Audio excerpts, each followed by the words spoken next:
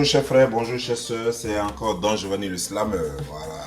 Chers frères et sœurs, malheureusement, nous avons ici appris sur les réseaux sociaux la mort d'un enfant dans l'avion, mais pas là où les gens sont en sécurité, pas là où les gens généralement sont autorisés à s'asseoir. L'enfant est rentré vers les pneus et malheureusement, comme il ne connaît pas l'avion, il ne sait pas comment c'est fait. Il a cru que partout on peut se cacher dans l'avion. Et ça l'a tué, ça l'a broyé. Il y a des nouvelles fraîches. Il s'avère que ce jeune est de Yopougon, il n'est même pas de Port-Bouilly. On dit qu'il s'appelle Laurent. Ce jeune, les Françaises avaient déterminé son âge à 10 ans. Et ce jeune a réellement 14 ans. C'est-à-dire que dans 2 semaines, il aura, puisqu'il est né le 5 février 2005. Donc ça veut dire qu'il aura bientôt, il devrait avoir bientôt ses 15 ans. C'est dommage. Mais vous voyez, c'est ce que j'ai l'habitude de dire. Quand je parle, les gens ne m'écoutent pas assez ou juste ils viennent, ils font leur show, comme je fais mon show. Ils viennent aussi, ils font leur show, ils commentent, mais ils ne cherchent pas à comprendre. Et pourtant, ce que je dis, c'est très important. J'ai déjà attiré l'attention des parents sur ce genre de cas. Et j'ai même attiré l'attention du gouvernement sur ce genre de cas. De plus en plus en Afrique, et même seulement pas en Afrique, mais partout dans le monde, que ce soit en Afrique, que ce soit ailleurs, nous assistons malheureusement à des enfants délaissés, des enfants abandonnés, des enfants qui n'ont pas de suivi. Souvent pas abandonnés, mais qui n'ont pas le suivi approprié. C'est en cela que je dis que c'est le manque de responsabilité des parents. Vous voyez, des gens, ils sont là et ils aiment dire à leurs amis, mais toi, tu ne fais pas enfant. Il faut faire enfant, tu es déjà grande. Ou bien tu es déjà grand, il faut faire enfant. C'est bien de faire des enfants. C'est bien. Les enfants, c'est un don de Dieu. C'est bien de faire enfant. Mais lorsqu'on fait les enfants, il faut un suivi. Un suivi jusqu'à la majorité de l'enfant. C'est-à-dire que quand je dis majorité, jusqu'à ce que l'enfant ait dépassé soit ses 18 ans. Et même après les 18 ans, il faut un autre suivi. Jusqu'au moins à ce que l'enfant ait 21 ans ou que l'enfant travaille. Et c'est très important.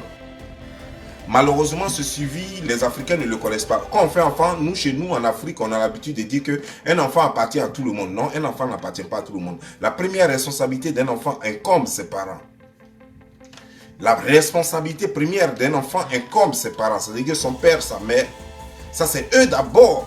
Mais n'importe qui se lève. On a vu même des gens ici, j'ai vu sur l'internet ici, j'ai même fait des vidéos dessus.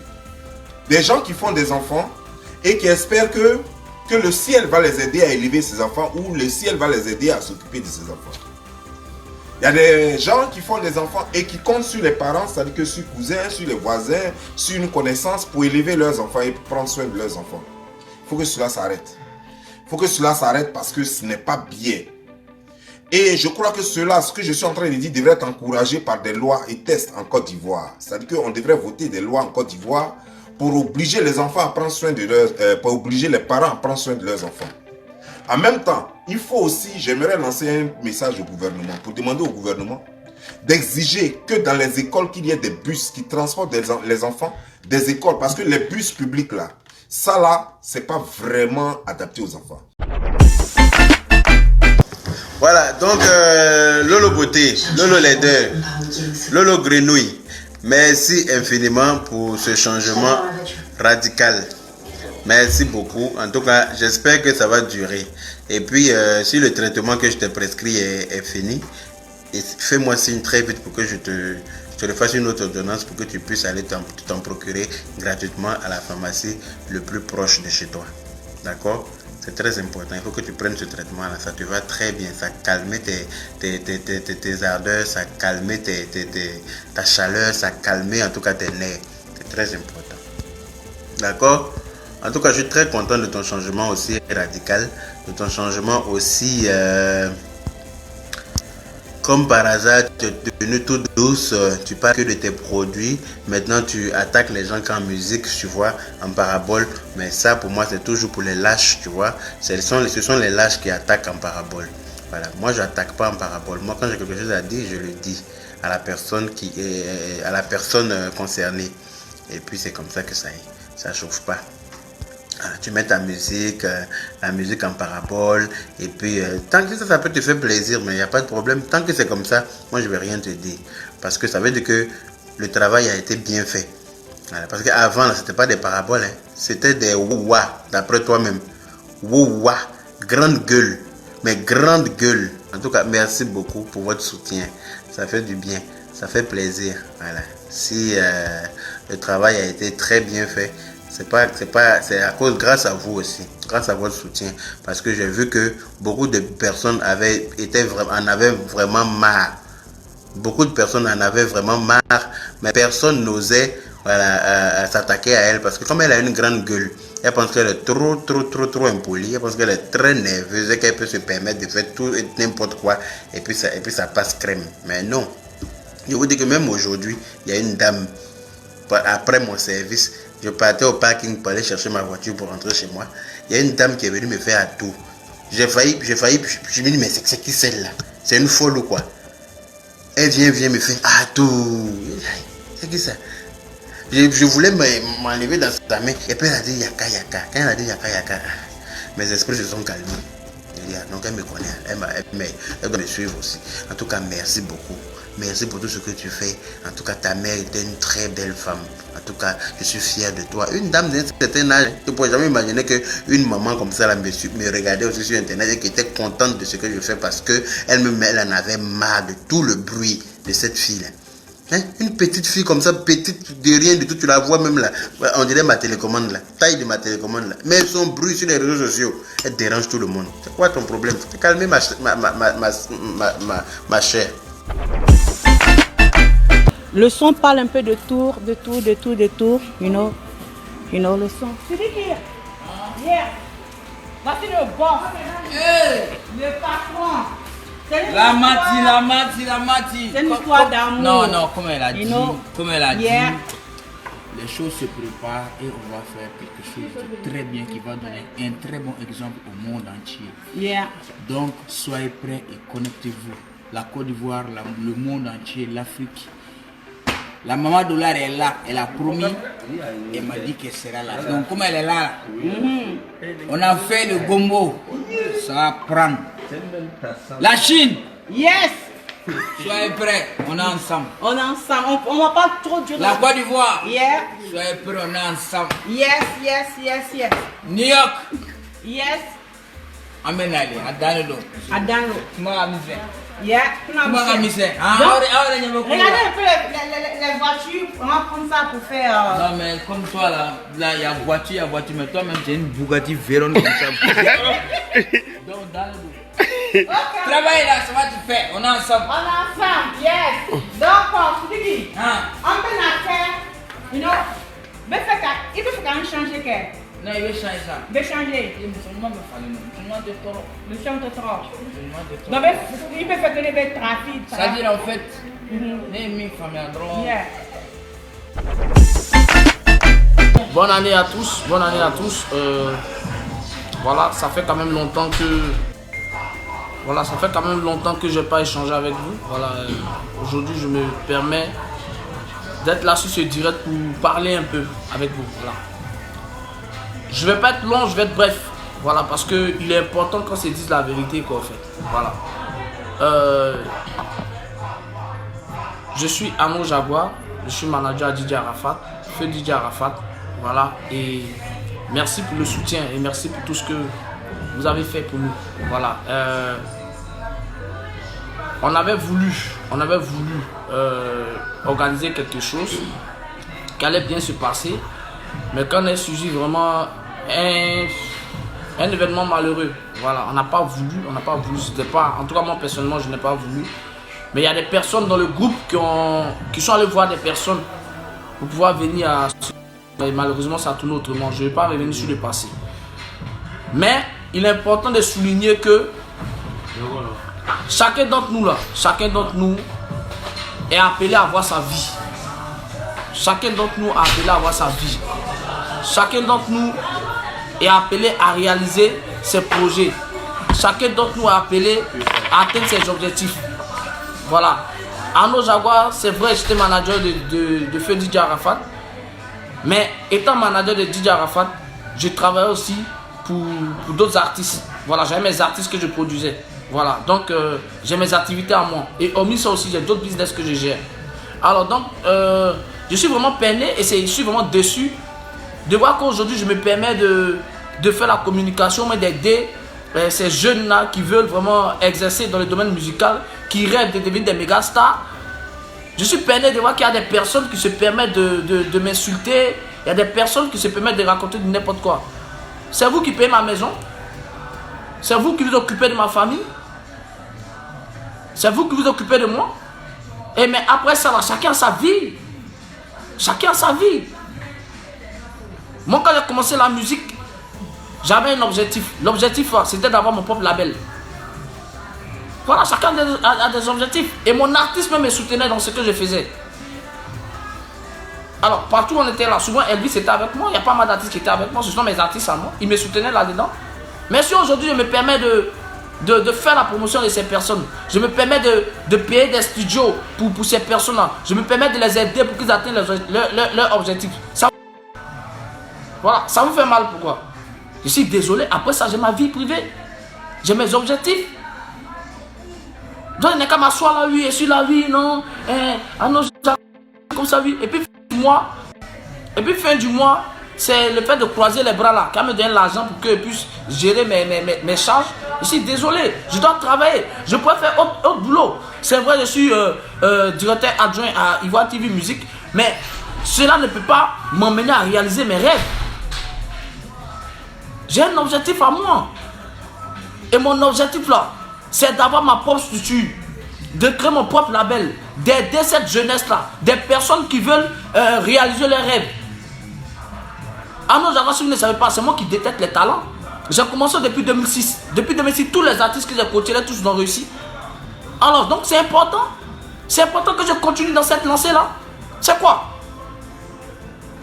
C'est quoi? On peut pas, je n'ai plus de vie. Je n'ai plus de vie. Nous avons reçu plusieurs plaintes contre le sieur Sray, voilà, à l'état civil. Et c'est quoi les autres prénoms? Bonjour d'abord. Bonjour. Oui, votre honneur. Oui, vous faites bien de le signifier. À l'état civil, c'est monsieur Ariel Sréjean. D'accord, Jean. Oui. D'accord, Jean. Donc, évangile selon Saint Jean, c'est ça. Oui, selon. Donc, vous êtes selon, fils d'un homme de Dieu. Exactement. Voilà. Et vous êtes le seul garçon de votre fratrie ou il y en a plusieurs? Non, on est deux. Il y a deux filles, deux garçons. Je suis le premier garçon. Le premier garçon. Ouais. Donc, mais vous êtes le second parmi les enfants, c'est ça? Exactement. Très bien, ça marche. Vous évoluez dans la musique depuis maintenant combien d'années? Je veux dire 10 ans. 10 ans, d'accord. Ouais. Mais spécialement depuis Amina, on peut dire que ça va véritablement. Oh, ça commence à aller. Très bien, ça va. Par la grâce de Dieu. Super, on vous souhaite tout le bonheur en tout cas. Plusieurs plaintes contre vous, plusieurs chefs d'accusation. Je laisse bien sûr monsieur le procureur donner le premier chef. Merci monsieur le juge. Premier chef d'accusation, monsieur Ariel Chéné. Vous êtes accusé d'entretenir une relation avec Maria Mobile. Relation que vous avez toujours niée, mais devant la cour aujourd'hui et face au juge, vous allez nous dire exactement ce qu'il en est. Parce que c'est vrai, vous dites que c'est un clip vidéo, après il n'y a rien d'autre, mais on a vu une scène vraiment obscène, hein, si je peux le dire, pendant votre concert. Alors, dit hors caméra, Amina et vous, il y a autre chose qui se passe. C'est quoi exactement? C'est les appels, c'est les messages, c'est le professionnel, on va dire. On a une relation. C'est une relation professionnelle. Et jusque-là, on est resté professionnel. Je pense que c'est ce qui a... Même pas un petit bisou? Non, même pas un petit bisou. Pourtant, Amina vous a dit ici, à la barre aussi, à la même place où vous êtes assis, qu'elle vous adore. Ah oui, bah moi aussi je l'aime bien. Hein. Ouais, ça aussi je peux le dire. Mais comment elle aurait touché pour le clip? Pour le clip, c'est pas moi qui l'ai payé pour le clip, c'est ma maison de production. Après, il y a eu une polémique, 3 millions, 1 million et tout. Elle était ici récemment. Elle dit non, mais Ariel Chéné ne peut pas avoir 3 millions pour me payer. Ils m'ont payé que 1 million et quelques, voilà. Non, je ne suis pas au courant de ces chiffres-là. Désolé pour ma voix, je viens de me réveiller. Je ne suis pas au courant de ces chiffres-là. C'est ma maison de production qui s'en est chargée. Donc voilà, moi j'ai juste fait le clip avec elle. Alors le choix d'Amina, comme il est arrivé pour tourner le clip? Je la suivais déjà sur les réseaux. C'était déjà fun, quoi. Ouais, on va dire ça parce que je regardais déjà des vidéos américaines où je la voyais. Donc j'ai été à Lomé pour retirer mon prix de Heroes 2018. C'est là que je la vois. Là, je tic, je me dis, ah, elle est là, c'est bien. En plus, on m'avait dit qu'elle était togolaise. Donc, j'ai approché l'événementier. Il m'a dit, il n'y a pas de problème. Il a fait le contact. Et puis bon, elle a aimé ma tête. On a sympathisé. Et après ça, il y a eu un after. C'est à l'after que je lui ai fait écouter le son en boîte. Et voilà, elle a kiffé. Donc, tout de suite, j'ai sauté sur l'occasion. Elle n'a pas hésité à l'accepter. Donc, puis bon, précision, voilà. il a sauté sur l'occasion et non sur Amina. Voilà, j'ai sauté sur l'occasion de la faire participer au clip. D'accord, ça marche. Il faut rappeler que vous avez la possibilité, vous avez un avocat ici. Oui. Il s'impose, voilà, l'avocat Tout à maître fait. essentiel. Je l'ai accueilli, je l'ai même briefé. Donc on est plus ou moins bien préparé pour remporter ce procès. Voilà. Je rappelle que c'est l'avocat Jamais Couteau. Très bien. Maître, notre greffier, est-ce que vous avez déjà des messages? On ne vous entend pas assez. Allez. Alors, il y a énormément de messages, mais ça va porter sur une prochaine accusation. Donc, on va attendre avant d'en parler, puisque ça sera abordé après. Ariel Chéné, amoureuse de la personne ou amoureuse juste de sa musique? Je connais pas la personne plus que ça, donc je peux rien dire sur la personne, mais après, oui, j'aime la musique. Et donc, aujourd'hui, vous allez peut-être apprendre à aimer l'homme. Peut-être, qui sait. Parce qu'elle enquête au fait d'un feat. Ah, d'accord. Elle recherche quelqu'un dans sa vie. Deuxième chef d'accusation, monsieur Ariel Chéné, vous êtes accusé d'avoir acheté des vues pour booster un peu le clip de Amina sur YouTube. Est-ce que vous avez acheté des vues pour le clip Amina, oui ou non? Je pense que mon avocat a demandé les preuves. À ce propos, monsieur le juge, j'ai demandé les pièces à conviction. Très Jusque-là, bien. le procureur n'a pas encore présenté les pièces à Voilà. conviction. D'accord, je pense Et qu'on va fermer votre micro. Allez-y.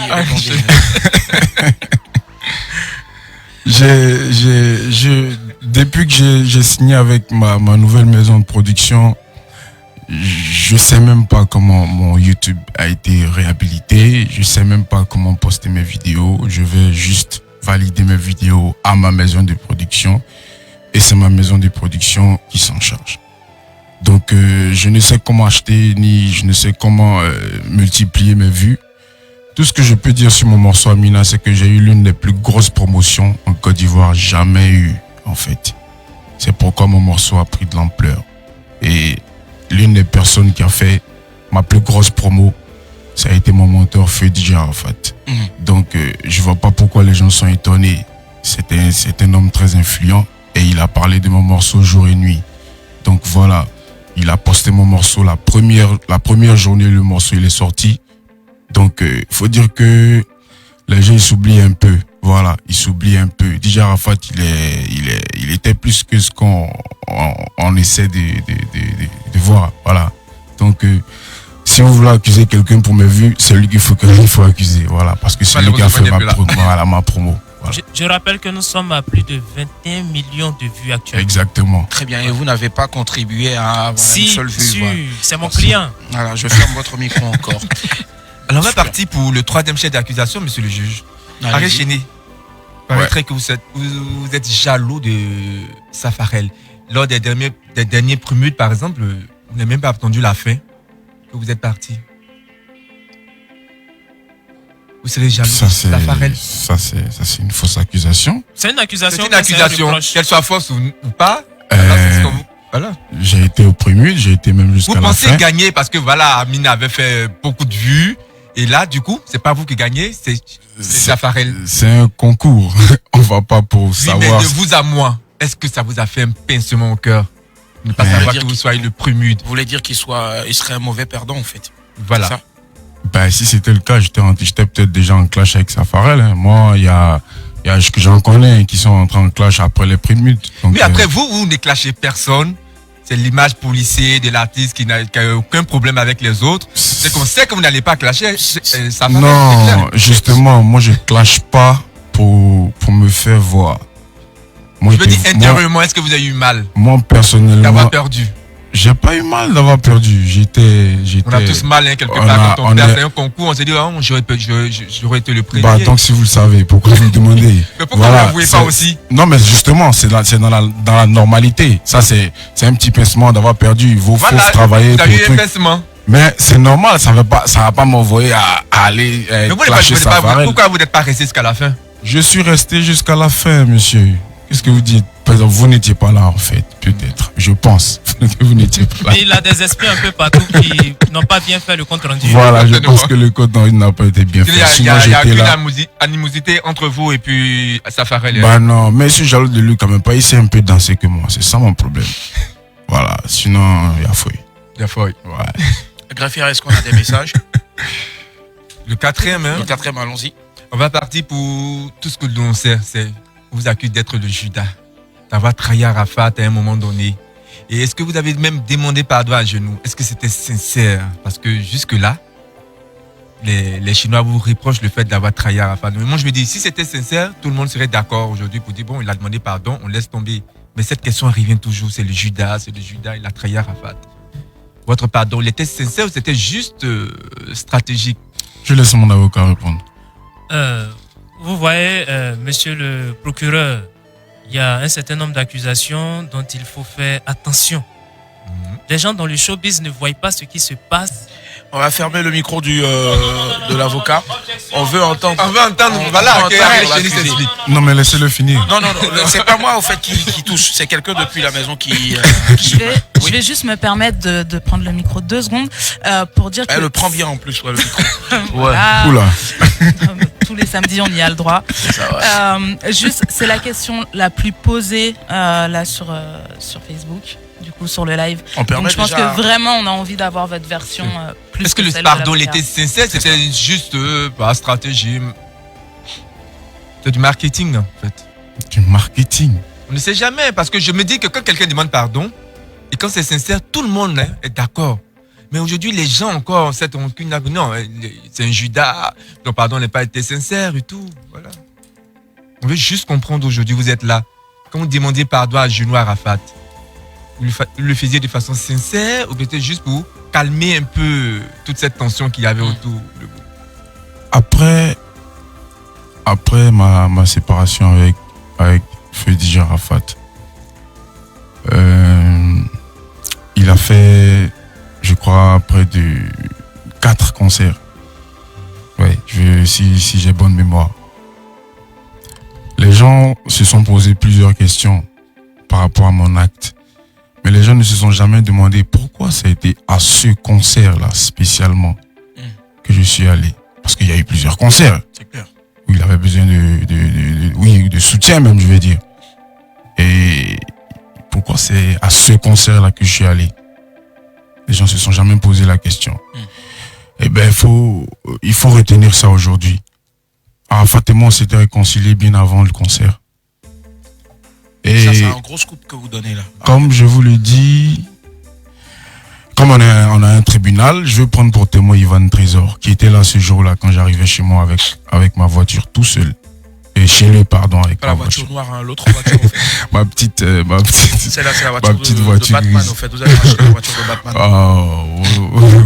Donc, j'arrive chez lui et bien avant ça, je l'ai appelé. J'ai dit que je voulais le voir. Il m'a dit pourquoi je veux le voir. J'ai dit, moi, j'ai passé plein de choses. Je suis arrivé, j'ai fait des concerts, je suis passé ça et là. On m'a traité de ci, de ça, mais j'ai avancé. Mais au fond de moi, tu vois, j'ai pas cette joie-là d'entendre mon petit, je suis fier de toi parce que ouais, tu as tué cette fois-là. Non, hier là, tu as chié même. Pourquoi tu n'as pas fait ça? Non, tu as tué, tu vois. Et il a pas essayé de passer par 4000 chemins. Il m'a dit viens à la maison. Donc j'arrive à la maison. Ivan Trésor était là ce jour-là. On était au salon. on a parlé, lui et moi. On a fait même un snap qu'il n'a pas voulu poster. Quand on a fini de parler, on s'est parlé d'une manière que j'ai jamais imaginé qu'on aurait pu avoir ce genre de conversation parce que on a déballé nos valises, tu vois. Et à la fin de ça, on a bu un verre. Des strings, Il y avait tout. C'était sale. On a sali, quoi. Ouais. Mais après ça, on a bu un verre. Et le Jack ou d'Izaguirre ou de... On a bu un verre. Un verre. Ouais, un verre. Et on a papoté, on a écouté des nouveaux sons, des nouveaux trucs. Il m'a dit, faut que tu viennes aussi, on a fait un truc. Mais, tu vois, j'ai mon concert. Viens au concert. Et quand tu viens au concert, on va annoncer aux gens que tu es là. Donc au concert... Je prends Ivan Trésor comme témoin. Parce qu'il était assis à notre table ce jour-là. Et donc, c'est comme ça que je me lève pour aller au concert de DJ Arafat. Écoutez-moi bien, je respectais tellement Arafat que j'aurais pas pu me lever de moi-même pour arriver à son concert. Parce que je savais les retombées. Vous comprenez? C'est comme ça que j'arrive au concert. Je partais pas pour me mettre à genoux. Je partais pas pour me prosterner comme les gens l'ont peut-être imaginé. Mais j'ai pas trouvé ça méchant ni mauvais. D'autant plus que c'est mon grand dos. C'est quelqu'un qui m'a... J'ai pas besoin de dire. Et chez moi, dans mon village, on est du même village, pour ceux qui ne savent pas. Chez moi, dans mon village... La West Coast, au fait. Voilà, la West Coast. Chez moi, dans mon village, pour demander pardon à un grand frère, à genoux. On attrape ses genoux comme ça. Limite, c'était même pas à lui. C'était à ces fans-là aujourd'hui qui me traitent de ce que vous savez. C'est eux qui m'ont demandé de me mettre à genoux. Et pour leur respect, je l'ai fait. Quand je me suis retourné, mes propres tétois, comme je les appelle, c'est qu'une appellation. Sinon, c'est des personnes qui m'aiment et qui me donnent des conseils. Ces propres personnes-là m'ont appelé. Ils étaient fâchés. Il a fallu du temps pour qu'ils comprennent que c'était nécessaire. J'ai pas regretté cet acte-là malgré tout ce qu'on m'a dit. Oui. Et donc aujourd'hui, je ne peux pas dire de moi-même que ça a été sincère ou pas.